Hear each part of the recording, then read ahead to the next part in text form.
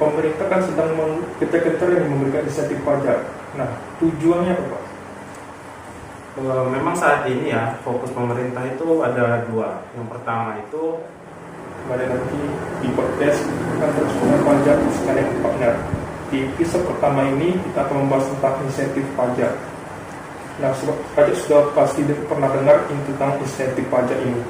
Nah, untuk kali ini kita akan membahasnya bersama Pak Asmi. Nah, apa kabar, Pak? ya sehat Yogi, beliau kabar. Ya, alhamdulillah sehat, Pak. Oke, Pak, ini kita bicara tentang insentif pajak nih, Pak. Nah, menurut Bapak, pemerintah kan sedang gencar-gencarnya memberikan insentif pajak. Nah, tujuannya apa, Pak? Memang saat ini ya fokus pemerintah itu ada dua. Yang pertama itu untuk sektor kesehatan, yang kedua untuk sektor ekonomi. Dalam sektor ekonomi ini tidak terlepas dari pajak. Dalam situasi pandemi yang sangat sulit saat ini, pemerintah selalu mendukung kegiatan ekonomi masyarakat dengan cara memberikan insentif pajak. Jadi kewajiban perpajakan wajib pajak saat ini itu bisa tertunda atau bahkan ditanggung oleh pemerintah ini. Untuk insentif pajak yang diberi ke pemerintah itu apa aja, Pak? Untuk insentif pemerintah kita harus ini ya melihat latar belakangnya dulu ya Yogi ya. Latar belakang insentif pajak itu diawali pada bulan Maret di saat Indonesia dilanda COVID. Ya, ada kasus pertama, kemudian sempat melakukan PSBB di beberapa wilayah. Pemerintah juga ambil tindakan dengan cara mengeluarkan aturan insentif pajak.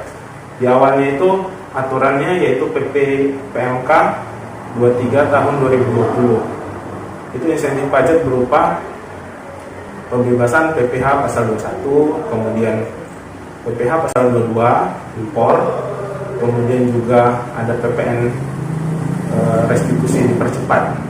Kemudian di bulan April pemerintah juga menambah lagi insentifnya gitu.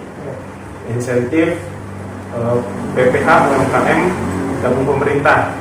Jadi UMKM yang omsetnya di bawah 4,8 itu dibebaskan membayar pajak sampai dengan Desember 2020. Sama dengan yang PPh 21 tadi. Kemudian seiring berjalannya waktu, di bulan Juli, kemudian di bulan Agustus, itu sektornya tadi yang PPh 22, kemudian PPh 25 ya, PPh 25 angsuran pajak itu juga ditambah KLU yang mendapat. Jadi semakin bertambah yang mendapat insentif pajak penambahan untuk PPh 22 dan PPh 25. Itu untuk semua aturan itu kan berlaku 2020. Kemudian tidak sampai di situ. Di tahun 2021 Januari kita melihat penambahan COVID-nya juga belum selesai, kemudian ekonominya juga belum pulih.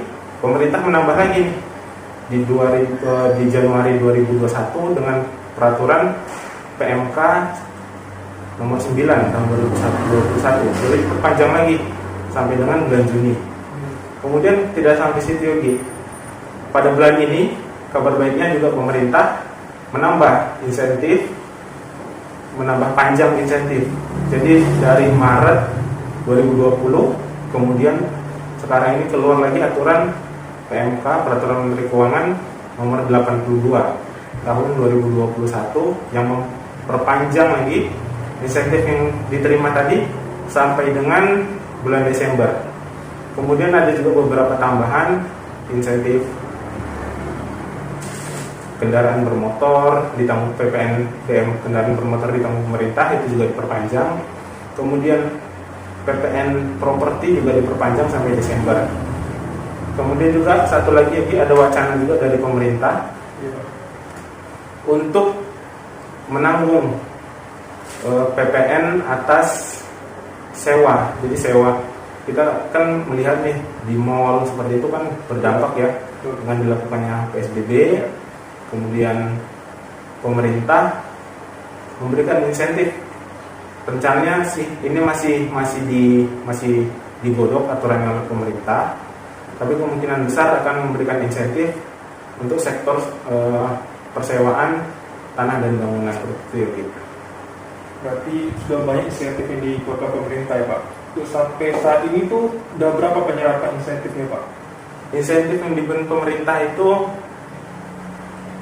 dari anggarannya saat ini sudah 62%, yaitu sekitar penyerapannya sudah 32 triliun rupiah gitu. Jadi sangat banyak dari APBN yang dikucurkan untuk insentif ini. Ya, tapi kan juga mikir lagi Pak, insentif pajak ini kan sudah banyak dikeluarkan pemerintah sampai dari Bapak bilang 32 triliun nih Pak. Ya. Nah itu kan akan berdampak pada pengurangan pendapatan negara Pak. Apakah itu nggak berdampak negatif pada APBN Indonesia Pak? Untuk dampak terhadap APBN itu memang sangat berdampak ya. Kita melihat seluruh dunia pertumbuhan ekonomi juga melambat, bahkan minus. Kemudian insentif yang diberikan, sebenarnya kalau melihat dari sisi negatif, memang APBN itu sangat tergerus. Jadi biasanya belanja pemerintah untuk sektor-sektor produktif, ya produksi, kemudian untuk belanja daerah itu semua dikurangi. Jadi saat ini walaupun merugikan ya, sangat merugikan. Sebenarnya bukan merugikan sih, tapi lebih tepatnya untuk membantu para pengusaha ini agar bisa tetap survive.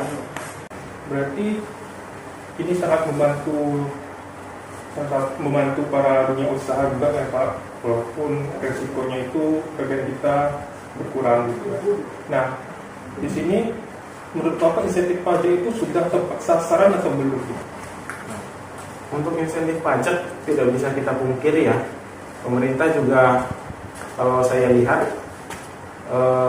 masih ada beberapa sih yang belum tepat sasaran. Tapi secara mayoritas itu sudah lumayan baik jadi.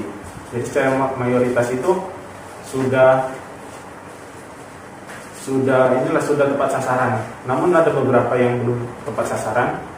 Salah satu diantaranya kalau saya lihat contohnya pada sektor ekonomi, sektor pertanian dan perkebunan.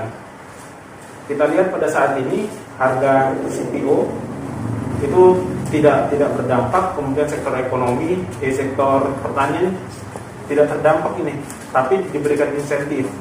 Begitu sebaliknya di sektor kita lihat pada sektor penjualan mobil bekas.